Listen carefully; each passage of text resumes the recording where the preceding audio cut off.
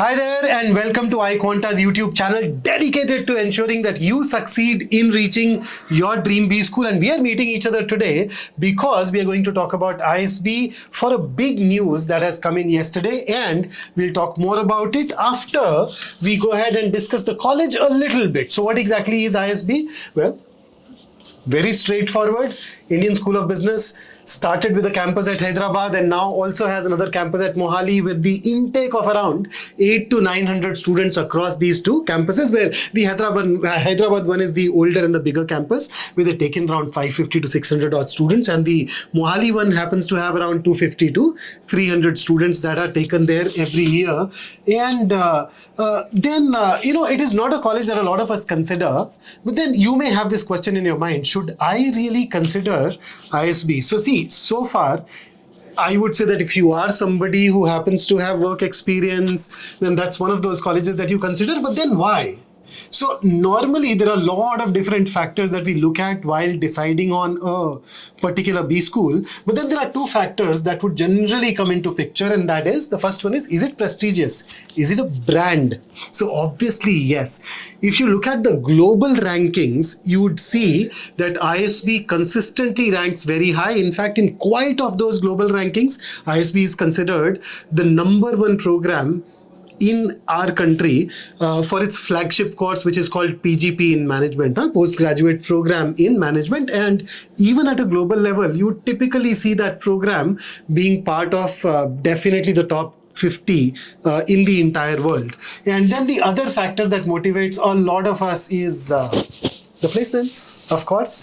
So are the placements good? Absolutely, yeah. Even this year, when the placement scene was very brutal, ISB managed to have almost 100% placement, where the average package this year was around 33 lakhs per annum, and even the median was quite close to it, around 32 lakhs per annum, and almost 50% of the batch gets placed in consulting and technology firms.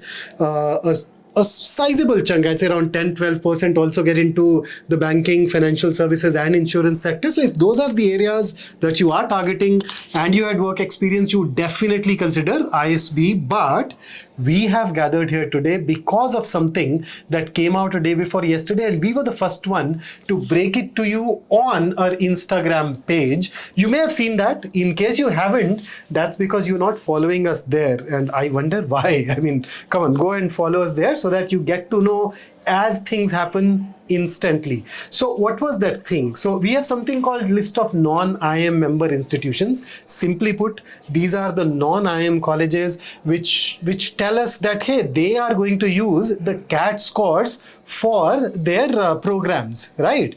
So for example, a lot of colleges over the years, FMS used to conduct its own exam. Now it takes the CAT score. IFT takes the CAT score. TISS takes the CAT score. So gradually more and more colleges were getting added to this list. And therefore we kept a very close eye on it. And we were surprised to see Indian School of Business in that list. Now, what does it really mean? So if you look at it logically, there are three possible scenarios. I will take you through those three scenarios in the order of least likely to most likely, and there is a surprise for you if you stick around. So scenario one, they happen to have their flagship PGP program. So they may use the CAT score for PGP admissions. So far, they've been using the GMAT score. Now, this is unlikely because ISB wants to tap into the global pool of students for this particular program. It is an equivalent to MBA in the traditional global sense, where you need to have at least 2 years of experience. And in fact, if you look at the average experience, you'd see 3 to 5 years. So considering that they are trying to tap into that global pool, GMAT is likely to be their first preference as opposed to CAT, to create a level playing field for everybody. But then ISB also happens to have something called a Young Leaders Program. So, see, if you are somebody who is an excellent student, who has a great profile, unfortunately, you do not have 2 years of experience. So, ISB would not want to miss out on you, right?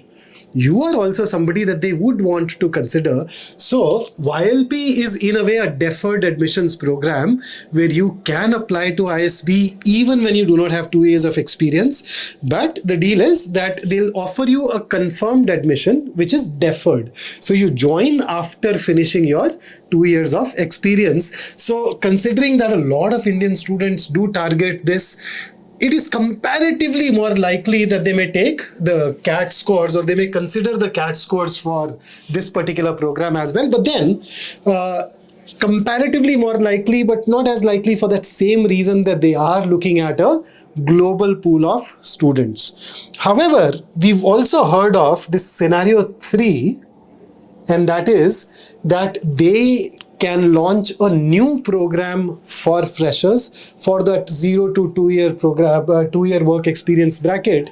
And for that, they may tap into the CAT scores extensively. Now, how do we know it? Well, we talked to some people that we know at the colleges. In fact, one of those individuals is with us right now. So I would like to introduce Farzan to you. Farzan, if you can join me, please. Sure. So let me do the honors, otherwise then let's see. So Farzan is a consultant with KPMG and he happens to be the 23 pass out, if I remember it correctly. So the class of 23 from ISB Hyderabad. So Farzan, why do you think that we should lean more towards scenario 3? Because as an alum, we've been hearing news from the college itself that now they're trying to target the MIM, the Masters in Management group, which they will directly compare with IIM, Ahmedabad, Bangalore, Calcutta in that field, targeting freshers, right? So what we have heard from the college so far is that they're going to launch a new program targeting people with 0 to 4 years of work experience. 0 to 4. 0 to 4. And along with CAT, they're also planning to accept ZAT and GMAT because they would still want some global students to come in, even as freshers, and be a part of the ISB cohort.